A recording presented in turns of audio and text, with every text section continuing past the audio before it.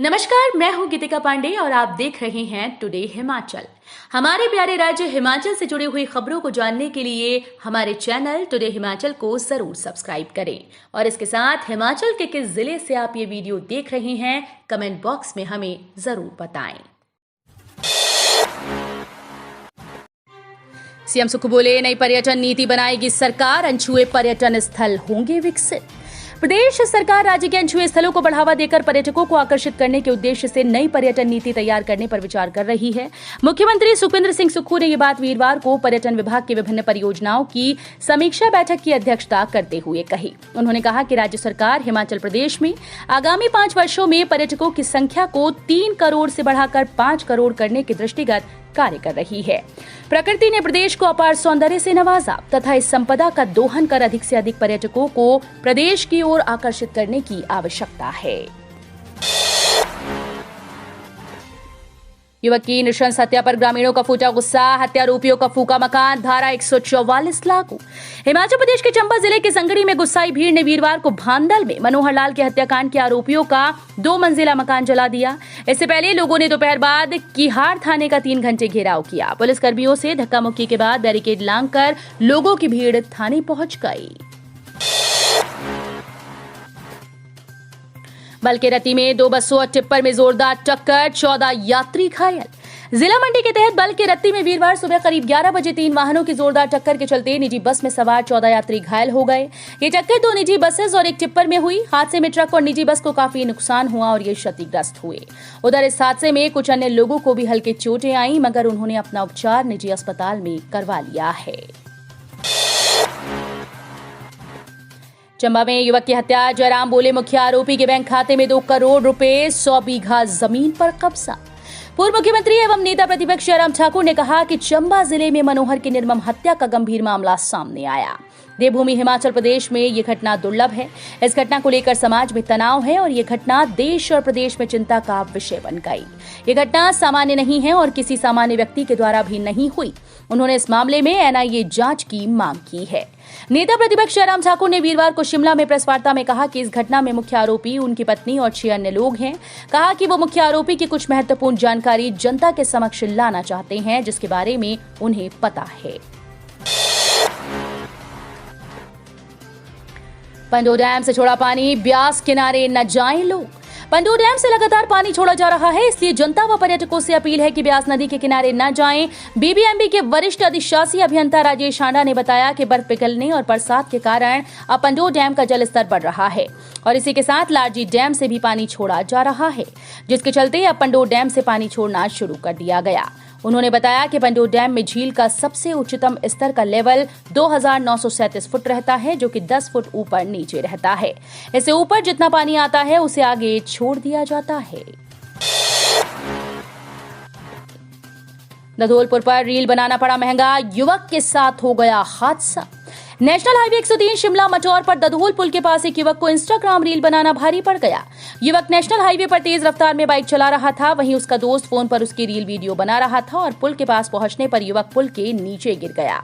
गनीमत रही कि युवक की जान बच गई। बता दें कि यह घटना नेशनल हाईवे 103 पर बुधवार शाम के समय दधोल पुल के पास हुई, जहां 2 युवक इंस्टाग्राम रील बना रहे थे। युवक अपनी वीडियो के लिए बाइक से स्टंट मार रहा था। युवक बाइक पर निहारी की तरफ से आ रहा था और दधोल चौक की तरफ जा रहा था। दधोलपुर पर उसका दोस्त वीडियो बना रहा था। पुल के पास रेलिंग से टक्कर लगने पर युवक का हवा में उछल गया और पुल के नीचे आ गिरा।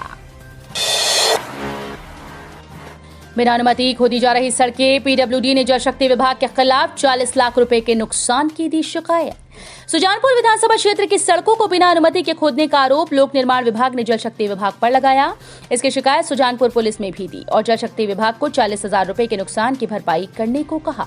एक तरफ लोक निर्माण विभाग सुजानपुर विधानसभा क्षेत्र में सड़कें बनाने का काम कर रहा है, तो दूसरी ओर जल शक्ति विभाग सड़कें उखाड़ने का काम कर रहा है। जल शक्ति विभाग के इस विषय पर लोक निर्माण विभाग ने थाना सुजानपुर में शिकायत दी है। व्यापार करवाती अमृतसर की महिला गिरफ्तार, 2 युवतियां रेस्क्यू।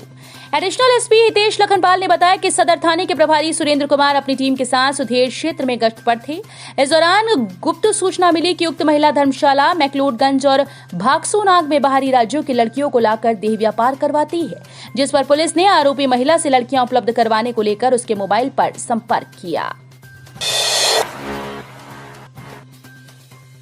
जेल विभाग में तैनात महिला के घर चोरी, गहने व नकदी ले उड़े चोर। शिमला के कसुम्पटी में एक महिला के घर में शातिरों ने चोरी की वारदात को अंजाम दिया है। महिला के घर से शातिर ज्वेलरी व 10,000 रुपए की नकदी चोरी कर ले गए। चोरी की इस वारदात से क्षेत्र में हड़कंप मच गया। शशिबाला नामक महिला ने पुलिस को शिकायत दी कि वो जेल विभाग में क्लर्क के पद पर तैनात है और सीआईडी ऑफिस के नजदीक कसुम्पटी में गोयल अपार्टमेंट में रहती है।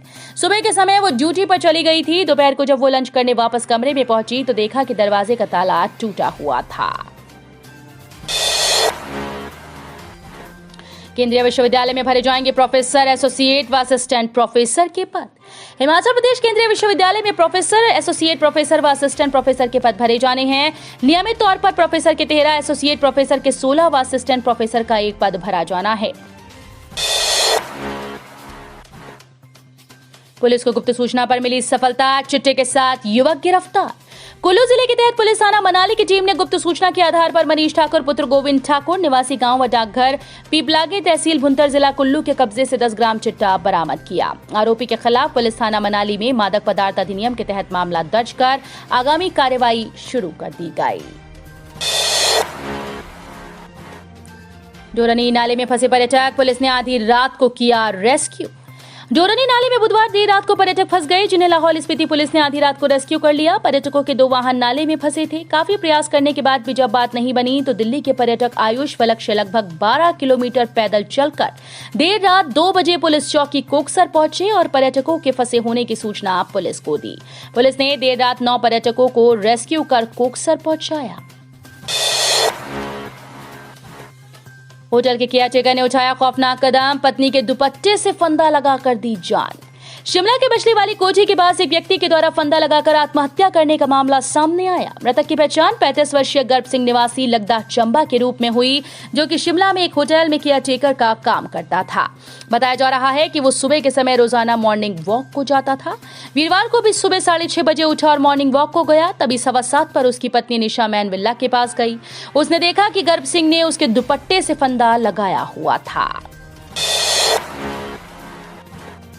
दलाई लामा बोले, 88 साल की उम्र में भी कर सकता हूं बॉक्सिंग, पूरी तरह से हूं स्वस्थ। धर्मगुरु दलाई लामा ने कहा कि मैं 88 साल की उम्र में भी बॉक्सिंग कर सकता हूं। समय समय पर मैं अपनी डॉक्टरी जांच के साथ आयुर्वेदिक सलाह लेता हूं, जिससे पूरी तरह से स्वस्थ हूं। वीरवार को अपने कार्यालय में 27वें वार्षिक गुरुकुल विद्वानों से बातचीत में उन्होंने कहा कि तिब्बती परंपरा से संबंध रखने वाले लोग हमेशा नए अध्ययन के साथ तथ्यों की खोज करते रहते हैं। तो ये थे हिमाचल प्रदेश से जुड़े हुए आज के ताजा तरीन समाचार। उम्मीद करते हैं आपको जरूर पसंद आए होंगे। थोड़े से भी पसंद आए हो तो चैनल को सब्सक्राइब और वीडियो को लाइक करना बिल्कुल ना भूलें।